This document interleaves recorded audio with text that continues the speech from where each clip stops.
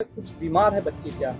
वो किसी के बहकाने में तो आ जाती है। अगर कोई उसे मोबाइल वगैरह चलाने को दे दे या उससे प्यार से को पेश आता है कोई भी, तो वो बहुत जल्दी भड़काने में आती है। कुछ नहीं कह सकते हैं कि 3-4 लोग हैं जो मैं बता रही हूँ कि सपा पार्टी से ही है, ठीक है?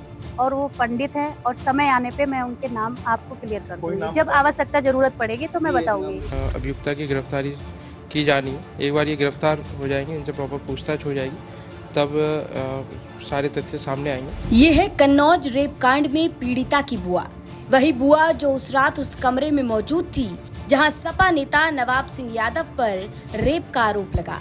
वही बुआ जो काम दिलाने का झांसा देकर पीड़िता को नवाब यादव के पास लेकर गई थी। फिर अचानक बुआ कैमरे के सामने आई और बड़ा दावा कर दिया। दावा किया कि सब कुछ सपा नेताओं की प्लानिंग है नवाब सिंह यादव को फंसाने की। लेकिन पीड़िता के मेडिकल रिपोर्ट में रेप की पुष्टि के बाद बुआ गायब है। अब बुआ लगातार फरार है। दरअसल कन्नौज में नाबालिग से रेप की कोशिश के मामले में सपा नेता नवाब सिंह यादव को पुलिस ने वहीं से आधी रात गिरफ्तार किया जहां ये कांड होने का आरोप लगा था। उस वक्त जब पुलिस पहुंची तो पीड़िता की बुआ आराम से नवाब यादव के पास बैठकर बातें कर रही थी।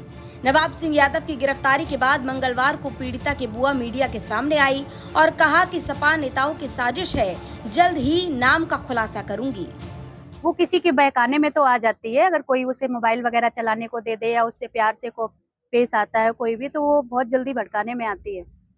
तो जैसे आप कह रहे हैं बच्ची को जो है किसी के भड़काने, किसने भड़का दिया, किसने ऐसा कर दिया? देखिए, किसी का कुछ नहीं कह सकते हैं कि 3-4 लोग हैं जो मैं बता रही हूँ कि सपा पार्टी से ही है, ठीक है?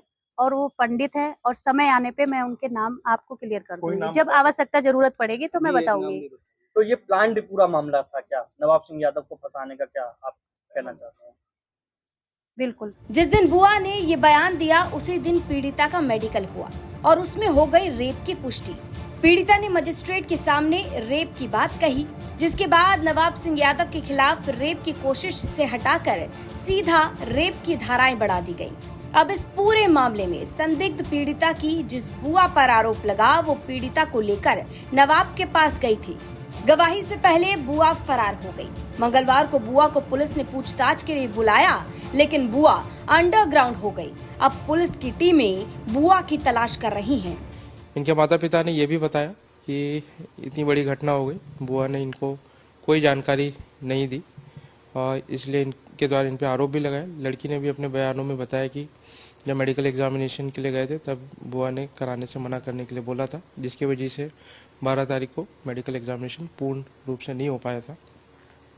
इसमें पूरी कल की 12 और 13 तारीख के जो एक्ट रहा है इनके द्वारा, उससे इनके पूरे क्रियाकलापों से संदिग्धता प्रतीत हुई और इनको भी आरोपी बनाया गया।